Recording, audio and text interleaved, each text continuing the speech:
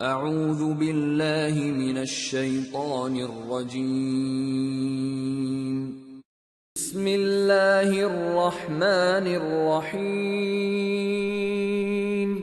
والعادیات ضبحا فالموریات قدحا فالمغیرات صبحا فأثرن به نقعا فوسطن به جمعا إن الإنسان لربه لكنود إنه على ذلك لشهید.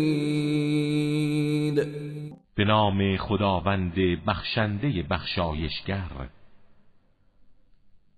سوگند به اسبان دونده در حالی که نفس زنان به پیش می رفتند و سوگند به افروزندگان جرقه آتش و سوگند به هجوم آوران سپید دم که گرد و غبار به هر سو پراکندند و ناگهان در میان دشمن ظاهر شدند که انسان در برابر نعمتهای پروردگارش بسیار ناسپاس و بخیل است و او خود بر این معنا گواه است.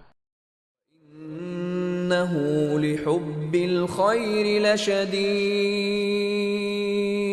أفلا يعلم إذا بعثر ما في القبور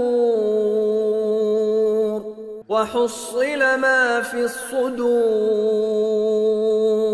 إن ربهم بهم يومئذ لخبير. و او علاقه شدید به مال دارد. آیا نمی‌داند در آن روز که تمام کسانی که در قبرها هستند برانگیخته می‌شوند و آن که در درون سینه هاست آشکار می‌گردد، در آن روز پروردگارشان از آنها کاملاً باخبر است؟ صدق الله العلی العظیم.